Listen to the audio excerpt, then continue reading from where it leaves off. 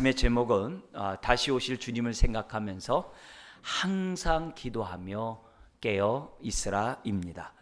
지혜와 지식의 주님께서 재림에 앞서 여러 가지 징조와 여러 가지 어려운 일들을 바라볼 때마다 흔들리지 말고 오히려 더욱더 오늘 말씀을 기억하면서 굳건히 설 것을 우리들에게 교훈하고 있습니다. 오늘 이 시대를 말세 지말이라고 그러죠. 그래서 성경에 나와 있는 말세의 징조들이 연이어서 보다 더 심화되는 가운데 오늘날 우리들에게 임하는 것들을 보게 됩니다. 그런 일들이 있을 때마다, 그런 일들이 내 주변에서 벌어질 때마다 우리는 생각할 때 무엇을 생각해야 되냐? 주님 곧 오시겠구나. 내가 기쁨으로 주님을 맞이해야 되겠다. 이런 생각을 하면서 우리가 살아가야만 한다는 거죠. 오히려 어려운 일이 있고 말세의 징조가 있다고 해서 염세적으로, 비관적으로 우리가 살아가는 것이 아니라, 심지어는 나 몰라라 하면서 나 혼자만 신앙생활하면 잘하면 됐지, 이렇게 생각하면서 우리가 살아갈 것이 아니라 더 나아가서는 누릴 거 다 누리고 가자. 우리나라에서 하는 것처럼 노세 젊어 노세 늙어서는 못 노나니 하면서 그냥 세상에 벗하면서 살아갈 것이 아니라 주님 앞에 설 것을 생각하면서 저와 여러분들이 살아가야 한다는 것을 잊지 않는 이 시간 되었으면 좋겠습니다. 오늘 말씀은 이렇게 시작을 합니다. 5절에 어떤 사람들이 성전을 가리켜 그 아름다운 돌과 헌물로 꾸민 것을 말하매. 그러자 우리 주님께서 말씀을 하기 시작합니다. 공관복음, 동시에 사건을 보고 기록한 것을 공관복음이라고 그래요. 그래서 마태, 마가, 누가가 공관복음이죠. 그래서 이 사건이 마태, 마가복음에도 동일하게 기록되어 있어요. 그래서 제가 연이어서 같이 연결해서 말씀을 드리겠는데요. 여기 나와 있는 어떤 사람들은 뭐냐면 제자들을 비롯한 모든 사람들. 성전만 보면 사람이 감탄에 맞지 않는 거예요. 이제 그런 가운데 제자들도 마찬가지예요. 그런 가운데 마가복음 같은 데 보면은 제자 중에 한 사람이 너무 놀랐지 않습니까? 하면서 예수님에게 이 성전의 그 웅장함에 대해서 말합니다. 그런데 다른 사람들, 제자들과의 반응과 달리 우리 주님의 마음은 그렇지 않았어요. 그렇지 않았어요. 마치 나귀 새끼를 타고 예루살렘에 올라가실 때 백성들은 종려나무 가지를 흔들면서 호산나 다윗의 자손에요, 우리를 구원하소서 하면서 막 즐겁게 찬양하며 기대와 분품 가운데 예수님 환영했지만 우리 주님은 예루살렘 성을 보시면서 우셨잖아요. 전혀 그들의 마음과 달랐던 것처럼 웅장한 성전을 바라보면서 주님의 답변은 너무나 뜻밖의 말씀을 하시는 겁니다. 6절 같이 한번 읽겠습니다. 너희 보는 이것들이 날이 이르면 돌 하나도 돌 위에 남지 않고 다 무너뜨려지리라. 얼마나 충격적인 말씀입니다.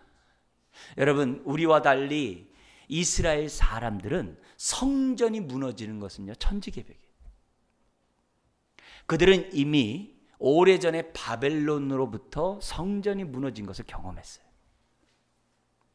하나님의 성전의 우상이 팽배하고 하나님의 말씀은 빛을 잃어가고 사람들이 하나님의 말씀을 삶 속에서 뒤로 던져버리며 정말 강한 자가 약자를 탈취하면서 불법을 행하는 그런 모습 가운데 살고 있는 그 이스라엘을 향하여, 그래도 그 굳은 마음이 부드러워지고 교만한 마음이 겸손해지고 세상을 향했던 마음이 하나님께로 돌아오도록 하기 위해서 우리 하나님은 바벨론에게 이스라엘의 성전이 무너지도록 허락하세요. 그로 인하여 세상 사람들은 말합니다. 바벨론의 신이 여호와보다 더 강하다. 우리 하나님은 그런 멸시 천대를 받아도 하나님의 사랑하는 백성이 주께로 돌아오는 일이 생겨날 수만 있다면 우리 하나님은 성전을 무너뜨리도록 하나님이 허락하세요. 내 백성이 살 수만 있다면. 그런 경험을 했던 유대인의 입장에서는 성전이 또다시 무너진다, 도리에 돌아나 남지 않는다는 이 말은 우리와 달리 굉장히 충격적인 거예요. 놀라운 메시지인 거예요.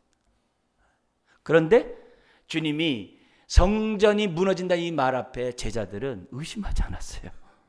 그만큼 3년 다니면서 주님의 말씀이 말씀대로 이루어진다는 것을 제자들은 배웠던 거죠. 그러나 주님의 그 말을 심각하게 받지 않을 수가 없는 거예요. 그래서 성전을 나와가지고 예루살렘 성을 이렇게 나오면서, 그리고 기드론 시냇가, 골짜기거든요. 그래서 왜냐하면 성은 그 당시에 이렇게 산중에 이 예루살렘 성들을, 보통 성들을 세우지 않아요. 그러니까 골짜기로 기드론 그 시냇가를 건너가지고 그 건너편 동쪽에 있는 감람산으로 올라가시는 거예요.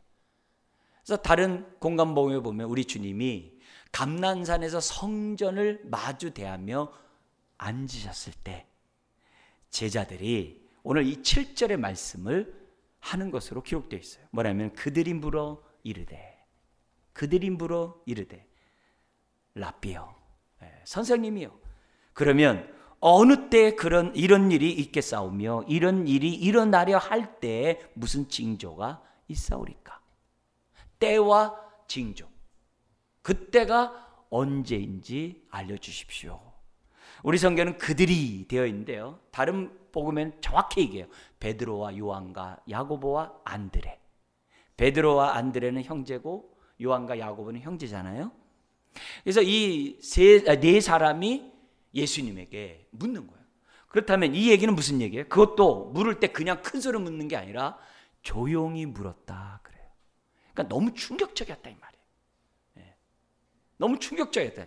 근데 성전에서 나와가지고 이방인의 뜰을 지나고 예루살렘 성을 지나서 기드론 골짜기를 지나서 감람산으로 올라가는 그 시간은 대략 40-50분 정도 걸려요.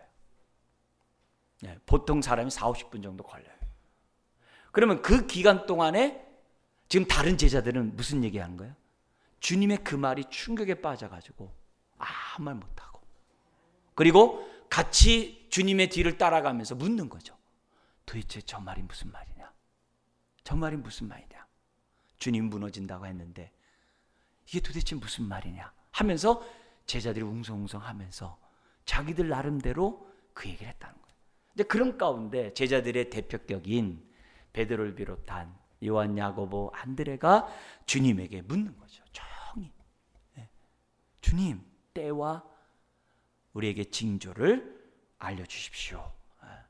그러자 우리 주님이 8절에 말씀합니다. 이르시되 미혹을 받지 않도록 주의하라. 이르시되 미혹을 받지 않도록 주의하라.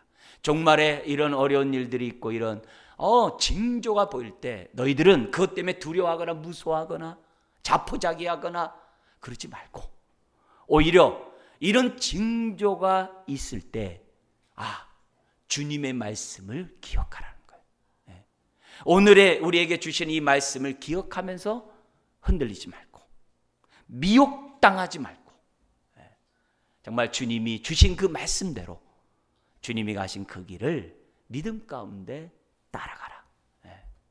그래서 훗날 주님 앞에 섰을 때 내가 너를 도무지 알지 못하겠다 라는 말을 듣는 게 아니라 내 사랑하는 자요, 내 기뻐하는 자요, 내가 택한 자요 라고 하는 그런 말을 들을 수 있도록 우리 주님은 본격적인 메시지를 우리들에게 말씀하고 있습니다. 여러분, 이스라엘의 입장에서는 성전이 무너진다는 것은 하나님으로부터 심판을 받는 걸 말해요. 성전이 무너진다는 것은 하나님을 배울 수 없다는 걸 해요. 영광이 떠난 걸 말해요. 그러면 예배는 어디서 드리고 죄사함의 용서는 어디서 맛보며 하나님 앞에 예배함으로써 얻는 그 즐거움이 어디냐? 나라 전체의 근간, 정체성이 무너져 버리는 것이 성전이 무너지는 일이에요. 이런 일들이 생겨날 때 제자들로 하여금, 오늘 저와 여러분들로 하여금 이 말씀을 기억하라는 거예요. 오늘의 말씀을 기억하라고. 우리 주님은 말씀하면서 잘 기억하고 미혹에 받지 말라. 사실 우리 주님이 성전이 무너지라고 하는 것은요, 이미 다른 때도 이미 얘기하셨어요. 요한복음 2장에 보면은 우리 주님이 사람들에게 얘기합니다. 이 성전을 헐라. 내가 사흘 만에 내가 어떻게 돼요? 사흘 만에 다시 세우리라. 그러니까 이스라엘 백성이 조소를 합니다. 지금 46년 동안 지어도 다 못 지었는데 이 성전을 헐면 3일 만에 세우겠다고 하면서 예수님을 비아냥 거렸어요. 근데 제자들도 알지 못했어요. 근데 그 요한복음 2장에 보니까 뭐라고 그래요? 주님이 부활하시고 성령님이 그들 가운데 임한 다음에 지혜가 열렸어요. 깨닫지 못했던 것들을 깨닫게 되는 은혜를 경험하게 돼요. 그리고 주님이 사흘 만에 세우겠다는 그것이 바로 자기 육체를 가리켜 말씀하신 것이고, 그리고 예수님은 눈에 보이는 성전이 아니라 이 모든 것들은 예수 그리스도를 머리로 그리스도인들이 한 몸이 된 것이 교회라는 사실을 제자들이 깨닫게 돼요. 그때부터 그들의 신앙이 온전한 신앙을 갖는 거죠. 우리도 마찬가지예요. 우리의 신앙생활, 구원을 얻는 거 말고요. 예수를 믿으면 구원을 받죠. 그러나 우리의 신앙생활이 정말 복되고 건강하려면 함께 예배드리는 우리들을 바라볼 때마다 참된 교회라는 참된 성전이라고 하는 눈이 열릴 때 신앙생활이 그때부터 시작되는 거예요. 물론 예수 믿고 신앙생활하는 것도 신앙생활이죠. 그러나 우리의 신앙생활이 보다 더 건강하고 온전하고 복된 신앙생활을 하려고 하면은 그리스도의 몸이 교회라는 사실을 발견할 때 우리의 신앙생활이 제대로 첫걸음을 내딛는다라고 말씀드릴 수 있어요. 그래서 제자들이 성령이 임하고 눈이 밝아지고 눈에 보이는 성전이 아니라 예수 그리스도가 참된 성전이구나 라는 사실을 깨달은 다음부터 그들은 교회를 모일 때마다 교회를 세우고 흩어질 때마다 주의 사랑의 복음을 전하면서 교회를 세워감으로 하나님 나라를 확장시켜 갔다는 것을 우리는 성경을 통해 깨달을 수가 있는 거죠. 이미 우리 주님은 눈에 보이는 성전이 무너질 것을 얘기하셨어요. 그뿐만이 아니에요. 요한복음 4장에 보면은 예수님이 북이스라엘 세겜 땅에 가셔서 거기에 수가성이라고 있어요. 그 수가성에 가셔서 우리 주님이 어떻게 되면 여인을 만나요. 여인을 만났을 때 그 여인이 묻는 거예요. 우리 조상은 여기 그리심산 바로 옆에 산이 이제 이 그리심산이 있거든요. 그 그리심산에서 예배를 해야 한다고 그러고 당신네들은 예루살렘에서 예배를 드려야 된다고 하는데 도대체 어디서 드려야 됩니까? 하면서 그 수가성 여인이 예수님에 묻는 거예요. 그러자 우리 주님께서 뭐라고 그래요? 이 산에서도 말고 저 예루살렘에서도 말고 예배를 드릴 때 어떻게 예배 드리라고 그래요? 영과 진리로 예배할 때가 오나니 곧 이때라 하면서 우리 주님은 어느 장소, 특정한 장소, 특정한 건물을 얘기하지 않았어요. 그걸 통해서 우리로 하여금 어떻게 돼요? 정말 참된 성전 안에서, 그걸 다른 말로 하면 예수 그리스도 안에서 하나님 앞에 예배 드리는 것이 주님이 우리들에게 가르쳐준 본질이라는 것을 저와 여러분들은 잊어서는 안 돼요. 더구나 예수님 당시의 성전은 어떤 성전이었어요? 우리 앞에서도 본 것처럼 그 성전에 그 이방인들의 기도해야 될, 이방인들이 와서 기도해야 될 그 장소에 뭐가 있었어요? 장사치들이 있었고 짐승을 팔 뿐만 아니라 정말 성전에게 바쳐야 된 그 돈, 오직 그 성전에 바쳐야 될 그 돈이 있거든요. 두루에서 만든 그 돈이 있거든요. 그 돈으로 환전해서만이 헌금을 받는, 그래서 환전상들이, 장사치들이 막 있었단 말이에요. 하나님의 기도하는 이 성전이 장사치로 물들어 있는 그 성전을 보면서 우리 주님이 엎어버렸잖아요. 하나님을 예배하는 그곳에 탐욕이 가득했다 그랬어요. 그것뿐만 아닙니까? 지금 이 날이 어떤 날이에요? 둘째 날이에요. 둘째 날은 어떤 날이었어요? 변론의 날이라고 그랬어요. 온갖 대적자들이 예수님을 정말 죽이고자 혈안이 돼가지고 이 질문 저 질문 막 그랬던 날이에요. 근데 그들은 다 뭐예요? 주님이 말씀하신 것처럼 다 회칠한 무덤이었거든요. 겉만 거룩한 척이지 속은 다 들어왔거든요. 그러니까 탐욕이 가득하고 회칠한 무덤에 있는 그런 사람들이 예배드리는 그 성전은 아무리 겉이 화려한다 한들 하나님의 예배를 받으시겠냐 이게. 그러니까 그런 성전은 어떻게 돼야 돼요? 무너져야죠. 더구나 그 화려한 성전 때문에 그들이 눈이 멀어가지고 뭘 보지 못했어요? 참된 성전으로 오신 예수님을 보지 못했어요. 예수님이 자신이 성전인 것을 어떻게 보여주셨어요? 성전 바깥에서 성전에서만 이루어지는 일들을 막 행하셨어요. 어떤 일들이요? 막 죄를 용서하세요. 그 성전 안에서 제사장만 할 수 있는데 예수님이 성전 바깥에서 네 죄가 사함받았다고 그래요. 심지어는 한센병자에게 너가 깨끗함을 받았다고 그래요. 성전 안에서 제사장만 하는 일을 예수님이 성전 바깥에서 네가 깨끗함 받았다고 그래요. 그것뿐만이 아니에요. 예수님이 성전에서 제물이 되신 것이 아니라, 번제단에서 제물이 된 게 아니라 어디서요?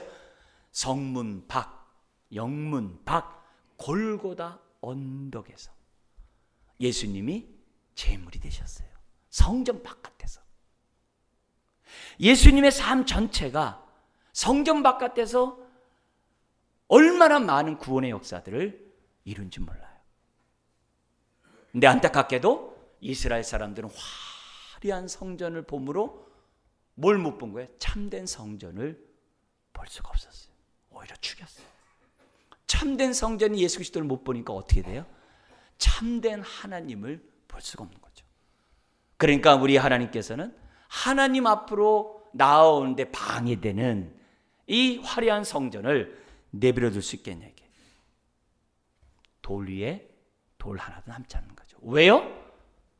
저와 여러분들이 예수 그리스도를 올바로 바라보고 올바로 믿고 올바로 하나님을 예배하도록 하기 위해서 어느 장소나 어떤 화려한 건물 그런 것들이 중요하지 않다는 거예요. 오늘 저와 여러분들이 예수 안에서 한 마음이 되어 한 입으로 하나님을 찬양하고 예배하는 그것이 하나님이 더 기뻐하는 본질적인 예배라는 것을 오늘 우리들에게 가르쳐줬어요.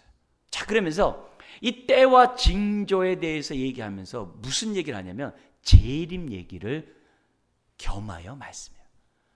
사실 재림에 앞서, 여러분 재림은 마치 아침 해가 돋는 것과 같거든요. 새벽이 돋을 때 그 전이 가장 어둡다고 그러잖아요. 그래서 주님이 재림하기 바로 그 전에 가장 큰 어둠의 역사가 있다는 거예요. 그게 때와 징조고 성전이 무너지는 것도 그 가운데 하나라는 것을 우리 주님이 말씀해요. 우리는 지금 2000년이 지난 이 말씀에 2000년이 지난 말씀의 지말을 살아요. 이때 예수님이 하셨던 이런 일이 생겨날 때 그때가 이제 주님이 재림하실 때인데 이 사건이 오늘날까지 계속 되풀이 되는데 더 심화되고 있어요. 그리고 더욱더 자주 일어나요. 이런 것들을 볼 때마다 두려워하고 무서워하는 게 아니라 주님 뵌 날이 가까이 왔구나. 우리들이 이런 생각을 갖는 계기로 삼아야 한다는 것을 우리에게 말씀하면서 무슨 얘기하는 거예요? 미혹받지 않도록 하라. 오늘 이 말씀에 따라 분별하라. 자, 그러면 재림이 오기 전에 어떤 징조들이 있는지 우리 간략하게 우리 지금 보면서 넘어가도록 하겠습니다. 먼저 8절에 이렇게 얘기합니다. 미혹을 받지 않도록 주의하라. 그러면서 뭐라고 그러냐면 첫 번째 징조, 많은 사람이 내 이름으로 와서 이르되 내가 그라, 내가 메시아다, 내가 그리스도다, 구세주다 하며 때가 가까이 왔다 하겠으나 그들을 따르지 말라. 다른 마가복음에서는 내가 그라, 메시아다라고 얘기하면서 뭐냐면 표적과 능력을 행했다고 그랬어요. 그래서 어떻게 하든지 간에 사람을 미혹시키는 일들이 왜? 눈에서 막 표적이 나타나고 능력이 나타나고 기사가 나타나면 사람들이 혹 넘어가지 않겠냐 이게. 너희를 그렇게 해서 미혹시키는 일이 있을 것이라고 얘기해요. 자, 보세요. 오늘 우리나라 보세요. 이 조그만 땅덩어리에 왜 이렇게 자칭 메시아라는 사람들이 왜 이렇게 많아요? 네? 왜 이렇게 많아요? 근데 그런 일이 생겨날 때마다 뭘 생각하라고요? 주님 오실 때가 됐구나. 그걸 생각하라는 거예요. 단지 그들은 이단이네 이렇게 얘기하는 것에 끝나는 게 아니라 그걸 통해서 아, 주님이 오실 때가 됐구나. 그들이 막 표적과 능력을 막 행하면 돼요. 아, 더 가까이 왔구나. 그것을 첫 번째로 생각하라는 거예요. 두 번째는 9절부터 11절에 나오는데요. 9절에 보면은 난리와 소요의 소문을 들을 때 두려워하지 말라. 이 일이 먼저 있어야 돼. 끝은 곧 되지 아니하리라. 심지어 10절과 11절에 전쟁이 일어나고 큰 지진과 기근과 전염병이 있을 것이다. 그리고 하늘로부터 큰 징조들도 나타날 것이다. 이러면 나라가 옛날 같은 경우는 나라가 이제 우환이 꼈다 그러고 나라가 큰 변란을 이런 것을 겪게 될 것이다라고 우리나라에서도 막 그렇게 하지 않습니까? 그런 일들이 막 생겨난다라고 얘기를 하는 거예요. 자, 그럴 때마다 9절 끝에 뭐라고 돼 있어요? 9절 끝에 먼저 있어야 하되, 이 일이 먼저 있어야 돼. 그 다음 말이 뭐예요? 끝은 곧 되지 아니하리라. 끝이 아니라 이게. 오히려 그런 일들이 벌어질 때마다 아, 주님 가까이 오시겠구나. 우리 이스라엘 갔다 온 다음에 우리 지난주에 보니까 문자가 왔어요. 이제는 기한이 지났기 때문에, 왜냐면 중동 갔다 온 사람들 신고를 해가지고 열이 나면 빨리 신고해야 되거든요. 이제는 안전하시라고 하는 문자가 왔더라고요. 지금은요, 전염병이 한번 돌면, 메르스 뭐 이런 거 돌면 정말 감당할 수 없을 정도로 번지거든요. 그런 일들이 비일비재하게 많이 생겨날 때마다 뭐 하라고요? 주님 오실 날이 가까이 왔구나. 오히려 그걸 보면서 막 두려워, 무서워 막 그러지 말고 다시 오실 주님을 생각하라는 거예요. 큰 지진이 일어나고, 우리나라도 지금 예외가 아니잖아요. 그런 일이 있을 때만 아, 주님 오시기 가까웠네. 전쟁이 일어날 때마다, 기근이 일어날 때마다 항상 우리들이 해야 한다는 거예요. 오히려 재림의 주님을 바라보는 계기로 삼으려. 세 번째, 12절부터 19절에 직접적으로 예수 그리스도를 믿는다는 것 때문에 핍박과 환난과 배척과 순교를 당하는 그런 일들이 생겨나는데, 그것도 국가가 권력을 남용해가지고 국가 권력으로 사람들을 죽이는, 옥에 가두는, 배척하는 일들이 생겨날 것이라는 거예요.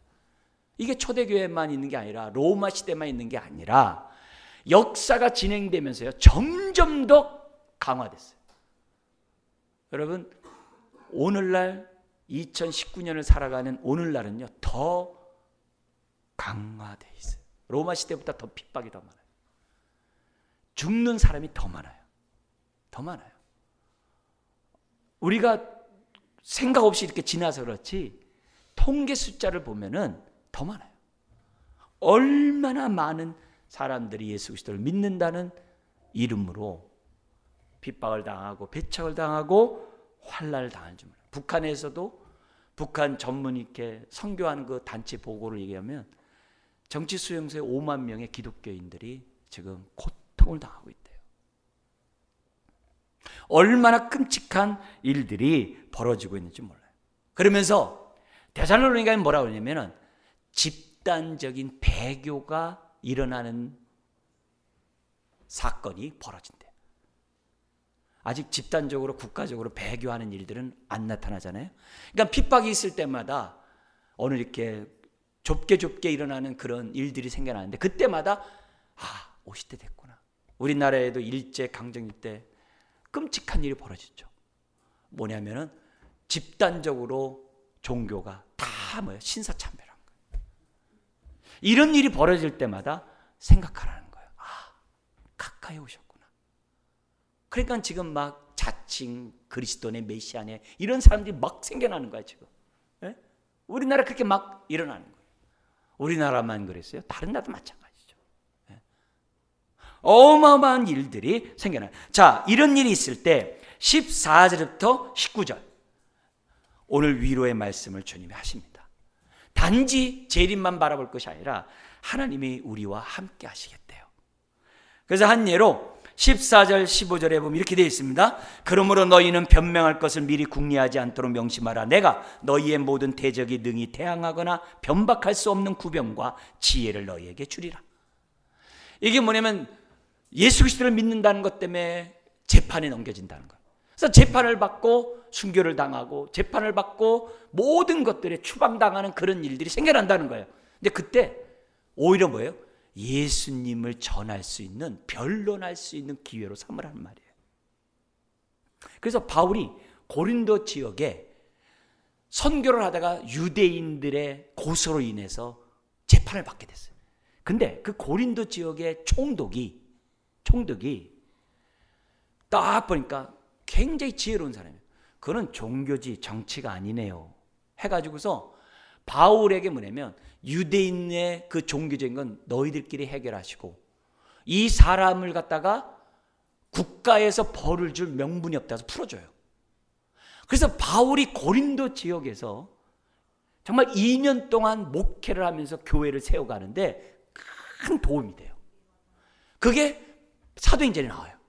그러니까 바울이 나중에 예루살렘에 구제비를 드렸다고 갔다가 유대인들에게 또 붙잡혀가지고 지금은 죽기 일보 직전에 천부장이 도와줘요.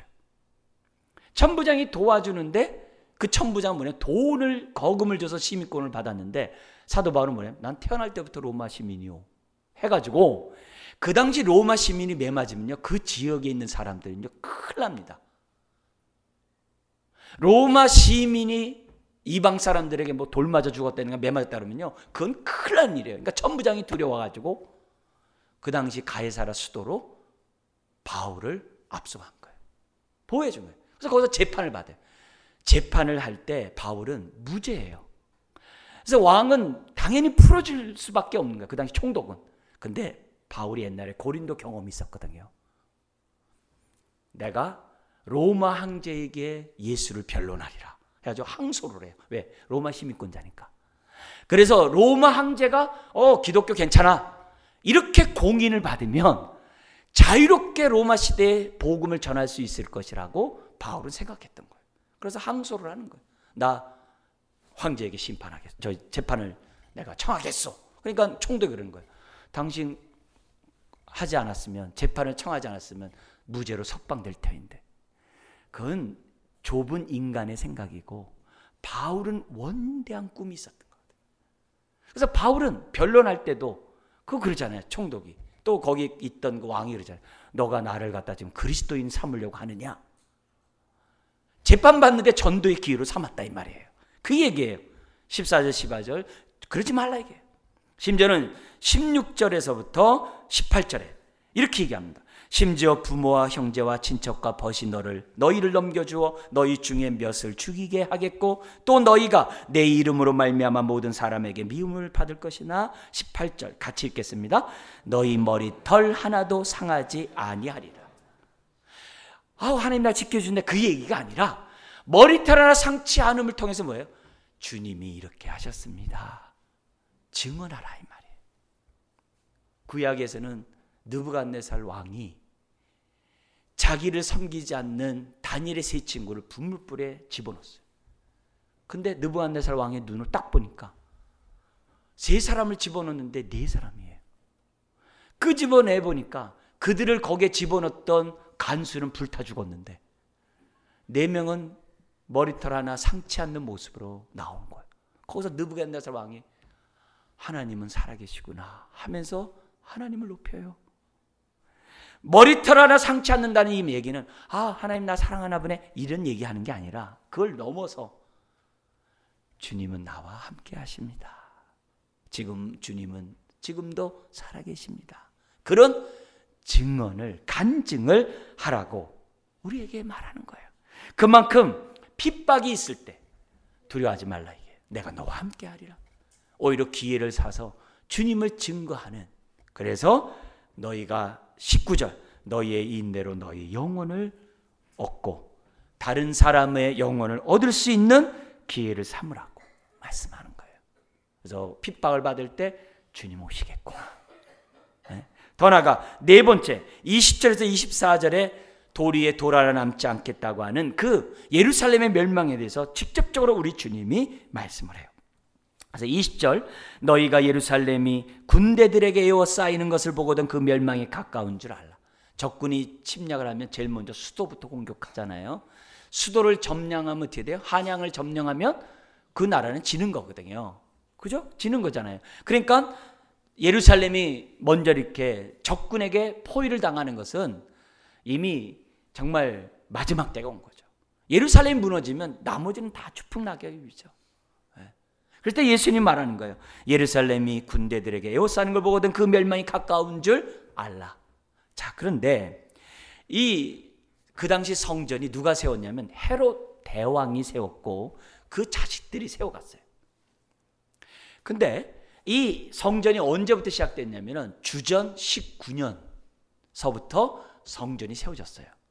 근데 성전을 세울 때 일반 사람 10,000명, 그리고 일반 사람이 들어가지 못하는 성소 지성소 같은 건축을 위해서 레위 사람들 가운데 1,000명을 뽑아가지고 건축을 시작을 했어요.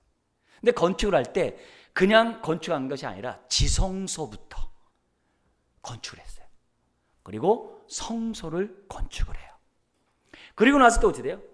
그걸로 끝나는 게 아니라 제사장의 뜰을 갖다가 마당만 있는 게 아니라 옆으로 건물들을 높이 쌓거든요.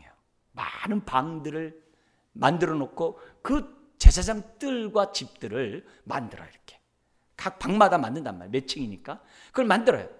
그거 끝나는 게 아니라 이스라엘 사람들이 들어가는 이스라엘의 뜰을 또 만들어요. 그것뿐만 아니라 지난주에 우리 헌금함이 있었던 여인의 뜰에는 여러 가지 제사에 필요한 짐승이나 나무라든지 구별된 삶을 살겠다고 헌신했던 나실이라든지 이런 사람들의 방이 있어요. 그 여인의 뜰을 또 아주 웅장하게 만들어요. 그리고 나서 뭐예요? 이방인의 뜰을 만들면서 그 성전을 둘러가면서 뭐냐면 솔로몬의 행각서부터 시작해가지고 어마어마한 건축을 만들어가는 것이 성전이에요. 그게 성전이에요. 그래서 이것도 대리적으로 져가지고 오늘 이 성전이 무너지겠다고 하는 이 상황의 시간이 뭐냐면 낙조가 있는 시점이거든요. 하루 종일 변론한 다음에 감람산에 올라갈 때 해가 뉘엿뉘엿 지금 지고 있는 거예요. 근데 해가 떨어질 때 예루살렘 성은요 대리석으로 돼 있어가지고 황금같이 보였대요. 그러니까 낙조가 있고 해가 떨어질 때 제자들이 보는 거죠. 와, 저거 보세요. 이 얼마나 아름답습니까? 지금 그런 상황이거든요. 황금으로 물들어 있는. 근데 그런 성전을 향해서 돌 위에 돌 하나 남지 않겠다라고 우리 주님이 지금 말씀하고 있는 거예요. 근데 그 성전이 주전 19년에서 시작해가지고 예수님이 계시는 그때까지 46년이 지나도 완성하지 못한 거예요. 그러니까 약 30년, AD 30년 정도 되죠. 그때까지 돼도 성전이 지금 뭐냐면 완성되지 않는 가운데. 그러다가 AD, 그것도 이 성전이 전체가 아니라 지성소와 성전이 헤롯 대왕이 죽기 직전에 완성이 돼요. 언제 얼마나 걸렸냐면 15년. 솔로몬이 성전을 세울 때 7년 6개월 걸렸어요. 배나 더 걸려서 지성소와 성소를 만들었다는 얘기는요, 엄청나게 크게 화려하게 만들었다는 거예요. 그리고 나서 AD 63년에 모든 게 완공이 돼요. 자, 그러자 이스라엘 사람들 마음에 아하, 하나님이 우리와 함께 하시는구나. 하나님 우리를 도우시는구나. 이렇게 생각해가지고 민족의 자주 독립을 이루고자 사람들의 마음이 막 일어나기 시작했어요. 더구나 성전을 완공한 다음에 이 헤롯 아들이 로마 황제에게 이것을 바친다고 해가지고 황금 독수리상을 성전 앞에 딱 세우는 거예요. 그러니까 이스라엘 사람들이 흥분하는 거죠. 그뿐만 아니라 가이사 수도에 이방인과의 다툼이 일어나가지고 밀란이 일어나고 확대가 되면서 반란이 일어나서 로마를 예루살렘 성에서 다 쫓아내 승리를 해요. 일시적으로 승리했지만 로마의 티토 장군이 나타나가지고 이스라엘의 돌 위에 돌 하나 남지 않도록 다 무너뜨려요. 그리고 그 당시에 유대인이었다가 로마 편에 들어간 역사학자 요세푸스의 글에 보면은 110만 명이 학살을 당했고 9만 7천 명이 포로로 끌려갔다. 그렇게 돼 있어요. 그게 오늘날 우리 그리스 이태리에 가면은 원형 경기장 이런 도로 닦는 그 일에 다 쓰인 거예요. 이들이 다 그 고통을 당하는 일들이 생겨난 거예요. 자, 그러면서 우리 주님이 그런 일이 생겨날 때 뭐라고 그러냐면 21절, 유대에 있는 자들은 산으로 도망가래요. 그 산이 이렇게 뭐냐면 숨을 곳이 많거든요. 다윗이 사울 왕의 3,000명의 수색에도 400명이 동굴 속에 들어있는데 못 찾았던 이유가, 이렇게 보면 동굴같이 보이지가 않아요. 구름 같은데 한 10m 앞에 가까이 가야 뭐가 있나 보네 해가지고 문 앞에 가야 굴들이 눈에 보이는 거예요. 네. 이번에 이스라엘 가가지고 다윗이 숨었던 아둘람굴을 보니까 10m 앞에 가도 잘 눈에 보이질 않아요. 네. 근데 가까이 가니까 어마어마해요. 그래서 산으로 도망가라 그래요. 심지어는 23절에 그날에는 아이 된 자들과 젖 먹이는 자들이 화가 있어요. 오늘날에는 이 가장 귀한 존재이고 이렇게 사람들에게 이렇게 부러움의 대상이지만, 그 당시 노획해 가는 사람들에게서 아무 쓸모가 없으니까 그 자리에서 죽인다는 거예요. 그러니까 그만큼 비참한 날이 벌어질 것이라는 거예요. 그 얘기를 우리 주님이 하고 있는 거예요. 그러면서 24절에 이방인이 이곳을 짓밟으리라. 최근에 유대인을 옹호하는 미국 같은 데서는 미 대사관을 예루살렘으로 옮기겠다고 하는 것들이 다 이스라엘의 회복을 위한 그런 기독교인의 어떤 그런 아주 극단적인 기독교인들의 그런 행동으로 우리가 보면서 주님이 가까이 왔구나, 그걸 보여준 거예요. 자, 그러면서 25절부터 33절 실제적으로 재림의 징조를 말합니다. 25절 26절에는 재림할 때 믿지 않는 자들은 두려워 떨거나 정말 재림이 있었네 믿을걸. 그리고 27절 28절에는 주님을 경외하는 자들에게는 어떻게 돼요? 다 기쁨으로 하나님이 다 모아주신대요. 그래서 28절 읽겠습니다. 이런 일이 되기를 시작하거든 일어나 머리를 들라 너희 속량이 가까웠니라. 같은 마가복음 13장에서는 택한 자를 다 모은대. 그러면 이미 은밀하게 죽임을 당한 사람 어떻게 돼요? 부활함으로 주님을 맞이한다는 거예요. 나를 정말 발견할 수 있을까? 염려할 거 없어요.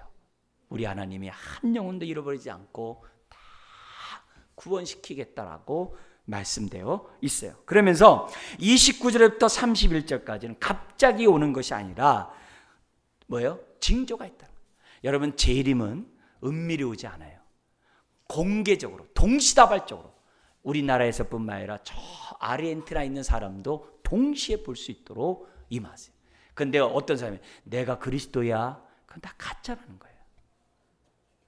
자, 그러면서 이스라엘 사람들은 29절에 무화과 나무가 이스라엘의 나무 상징이거든요. 무화과 나무에 싹지 나면, 그래서 1948년 독립된 것을 이 말씀의 성취로 보는 사람들이 있어요. 그러나 우리들의 입장에서 볼 때는 뭐냐면 이스라엘이 독립되는 게 중요한 게 아니에요. 이스라엘이 예수 그리스도 앞에 돌아와서 예수를 주라고 고백하는 그것이 이스라엘이 돌아오는 거예요.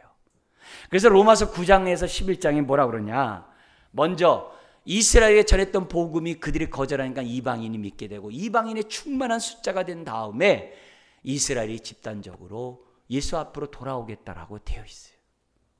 그래서 우리가 이스라엘의 회복을 위하여, 예수 앞에 돌아오는 그걸 위하여 저와 여러분들이 기도하고 살아가는 거죠. 그러면서 32절 33절 반드시 있다는 거예요. 재림은. 우리 33절 읽겠습니다. 천지는 없어지겠으나 내 말은 없어지지 아니하리라. 그죠? 그러나 때와 시는 모른다 그랬어요. 왜요? 겸손히 엎드리라고. 때와 시를 알면 어떻게 돼요? 마음대로 살다가 그 전에 열심히 할 거거든요. 그게 아니라 오늘 오실 거 생각하고 늘 깨어서 있으라는 거죠. 자, 그러면 우리는 재림이 확실하다면 어떻게 되느냐? 두 가지를 주님이 우리들에게 알려줍니다. 첫째, 34절 스스로 조심하라. 이게 뭘 조심해야 돼요? 방탕함과 술 취함과 생활의 염려로 마음이 둔하여지지 않도록 조심하라. 이게 여러분, 방탕함과 술 취함이 우리 마음을 둔하게 한다는 건 다 알아요. 우리 마음이 하나님께로 향하지 않게 하는 거 다 알아요. 우리 마음을 굳게 한다는 거 다 알아요. 근데 방탕함과 술 취함과 그 세 번째가 뭐예요? 생활의 염려. 앞날 걱정, 자식 걱정, 먹고 살 걱정, 재리에 대한 염려. 생활의 염려가 우리의 마음을 어둡게 하는 것에 신경을 잘 안 써요. 예수님도 가시떨게 떨어진 씨앗을 이것으로 설명하셨어요. 여러분, 오늘 우리가 예수 앞에 나와 정말 하나님 앞에 예배 드릴 때 생활 염려로 가득한 거에 예배되면 은혜가 안 돼요. 주의 이름을 불러도 그냥 입술로만 주여 주어야 돼요. 여러분, 주님은 나와 함께 하세요. 생활의 염려에 몰두한 나머지 마음이 둔하여지지 않도록 어떻게 하라고요? 스스로 조심하래요. 두 번째, 36절에 나와 있는데요. 이러므로 너희는 장차 올 이 모든 일을 능히 피하고 그 앞에, 다음 말 중요해요. 인자 앞에 서도록. 이게 중요해요. 저와 여러분들은 재림하실 인자 앞에 서도록 뭐 하라고 그래요? 항상 기도하며 깨어 있으라. 주님 앞에 설 수 있도록 항상 조심해야 돼요. 그래서 주님 앞에 항상 설 수 있도록 조심해야 될 세 가지가 있어요. 기본적인 뭐예요? 예배를 삼아야 돼요. 예배에 나오는 것은 주님 앞에 서는 훈련이에요. 두 번째는 자꾸 예수님의 사랑을 전해야 돼요. 전하는 것은 주님 앞에 서는 행위예요. 또 하나, 순종을 해야 돼요. 말씀 앞에 순종하는 것은 주 앞에 서는 행위예요. 이런 훈련들을 저와 여러분들이 끊임없이 하셔야 돼요. 그래서 항상 기도하며 깨어있는 신앙생활. 이 말씀에 베드로가 도전을 받았어요.